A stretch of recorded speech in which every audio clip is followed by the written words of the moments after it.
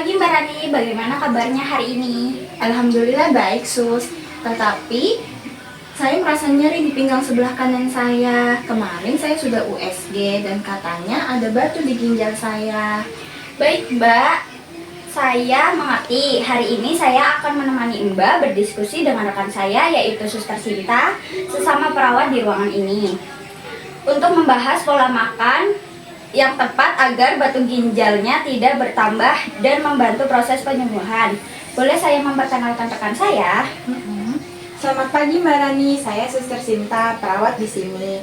Sebelumnya boleh saya lihat hasil pemeriksaannya? Boleh sus, ini. Baik, dari hasil ini terlihat Mbak memiliki batu ginjal batu kalsium oksalat berukuran kecil di ginjal bagian kanan. Ini termasuk jenis batu ginjal yang paling sering ditemukan. Dan kabar baiknya ini bisa dikendalikan dengan mengatur pola makan yang tepat. Sebelum kita bahas dietnya, boleh cerita dulu Mbak, biasanya makan dan minum sehari-hari itu apa? Kalau saya minum sehari-hari itu paling, kalau minum air putih ya Mbak, 3-4 gelas sehari aja. Tapi saya lebih suka minum kayak es teh manis atau es jumbo kayak gitu daripada air putih. Terus saya lebih suka makan sayur bayam sama ngemil kacang-kacangan. Oh iya, saya juga jarang makan sayur selain sayur bayam. Baik, terima kasih infonya Mbak. Ini penting sekali. Jadi kebiasaan minum air putih yang kurang ditambah konsumsi bayam dan kacang yang cukup sering itu bisa jadi salah satu faktor risiko terbentuknya batu ginjal. Loh, memangnya bayam nggak sehat ya? Bukannya semua sayur itu sehat? Sayur memang sehat Mbak, tapi bayam termasuk sayuran yang tinggi kandungan oksalat. Nah, oksalat inilah yang bisa mengikat kalsium dan membentuk kristal batu di ginjal. Bukan berarti tidak boleh sama sekali, tapi perlu dibatasi porsinya. Selain itu Mbak, kurangnya minum air putih juga membantu urin menjadi pekat sehingga mineral-mineral pembentuk batu lebih mudah mengendap dan mengkristal Mbak. Oh begitu ya sus, jadi selama ini saya salah kaprah ya. Terus apa saja makanan sama minuman yang bisa saya makan ya sus? Baik, saya jelaskan ya Mbak. Untuk penderita batu ginjal, jenis kalsium oksalat seperti Mbak, ada beberapa prinsip diet yang perlu diperhatikan. Pertama, tingkatkan asupan cairan. Mbak perlu minum air putih minimal 2,5-3 liter per hari, atau sekitar 10-12 gelas. Ini bertujuan untuk mengencerkan urin sehingga mineral tidak mudah mengendap dan membentuk batu ginjal. Wah, banyak juga ya sus. Terus kalau misalnya air putih diganti pakai es teh apa boleh? Sebaiknya dikurangi ya Mbak. Air putih tetap yang utama. Teh mengandung oksalat juga. Jadi kalau dikonsumsi berlebihan justru bisa menambah resiko. Yang kedua, batasi makanan tinggi oksalat seperti bayam, daun singkong, kacang-kacangan, terutama kacang tanah dan kacang mede, coklat dan teh kental. Itu harus dikurangi ya Mbak. Bukan berarti pantang total dihapus gitu loh Mbak, tapi lebih porsinya dibatasi dan tidak dikonsumsi setiap hari. Oh, berarti kacang yang selama ini saya jadikan cemilan itu juga harus dikurangi ya sus? Betul sekali Mbak, bisa diganti dengan buah-buahan segar seperti apel atau pisang sebagai camilan. Kemudian yang ketiga, cukupi kebutuhan kalsium dari makanan, tapi jangan berlebihan menggunakan suplemen. Ini seringkali disalahpahami Mbak. Kalsium dari makanan seperti susu rendah lemak, yogurt, atau tahu justru membantu mengikat oksalat di usus sehingga tidak terlalu banyak yang diserap ke aliran darah dan berakhir di ginjal. Oh, jadi kalsium itu malah membantu, bukannya dia jadi musuh?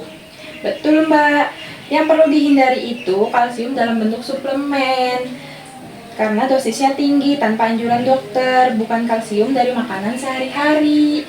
Oke Mbak, yang keempat yaitu batasi konsumsi garam atau natrium ya. Garam berlebih bisa meningkatkan kadar kalsium dalam urin. Jadi kurangi makanan olahan, makanan asin atau mie instan Mbak. Kemudian yang kelima, batasi konsumsi protein hewani berlebih, terutama daging merah dan jeroan. Protein hewani berlebihan bisa meningkatkan asam urat dan kalsium dalam urin yang juga memicu pembentukan batu. Wah, berarti banyak juga ya yang harus saya perhatikan. Kalau boleh tahu makanan apa aja yang justru saya dianjurkan untuk memakan itu ya, Sus ya? Mbak dianjurkan memperbanyak sayur dan buah yang rendah oksalat seperti kol, mentimun, apel, pisang, dan melon. Perbanyak juga makanan sumber sitrat seperti jeruk dan lemon, karena sitrat dapat mencegah pembentukan kristal batu, serta konsumsi makanan berserat tinggi untuk membantu pencernaan. Supaya lebih mudah diterapkan, kami sudah siapkan contoh menu satu hari untuk Mbak. Di sini ada menu satu harinya, Mbak. Di pagi hari ada nasi, telur dadar, tumis kol, dan segelas besar air putih sama segelas jus jeruk peras. Di makan siangnya ada nasi, ikan bakar, sayur asem tanpa melinjo, buah pisang, dan tambahan segelas besar air putih, Mbak. Di malam harinya ada nasi, tahu tempe bacem, sup wortel kentang, dan segelas besar air putih. Selingannya bisa buah apel atau semangka dan tetap minum air putih sepanjang hari di antara waktu makan. Baik, saya catat ya, Sus ya. Ini kelihatannya bisa saya coba di rumah ya. Tapi kalau saya ganti atau saya lupa minum air putih nih, itu bisa diingat atau diganti dengan yang lain nggak ya, Sus? Mbak bisa membawa botol minum sendiri dan menetapkan target, misalnya habis 1 botol 500 ml setiap 2 jam. Atau bisa juga pasang alarm di ponsel, Mbak. Betul, Mbak. Selain itu, perhatikan juga warna urin sebagai tanda kecukupan cairan. Idealnya urin berwarna kuning jernih. Kalau warnanya sudah pekat, itu tandanya Mbak harus lebih banyak minum. Oke, baik, Sus. Saya paham sekarang. Kalau ini juga perlu rutin kontrol. Betul, Mbak. Selain menjaga pola makan, kontrol rutin ke dokter untuk memantau ukuran batu dan fungsi ginjal juga penting dilakukan. Jadi, untuk merangkum Mbak Rani, ada 5 poin utama yang perlu diterapkan ya, Mbak. Yang pertama, perbanyak minum air putih, kemudian batasi makan tinggi oksalat, cukupi kalsium dari makanan alami, bukan suplemen. Kemudian ada kurangi garam dan batasi protein hewani berlebih. Kami harap dengan menerapkan pola makan ini secara konsisten, Mbak bisa mencegah batu ginjal bertambah besar dan mengurangi risiko kekambuhan di kemudian hari. Terima kasih banyak ya, Sus. Saya sekarang jadi paham. Mulai hari ini akan coba saya terapkan ya. Sama-sama, Mbak. Jangan ragu untuk kembali konsultasi jika ada pertanyaan atau keluhan lain ya. Semoga lekas membaik ya, Mbak Rani.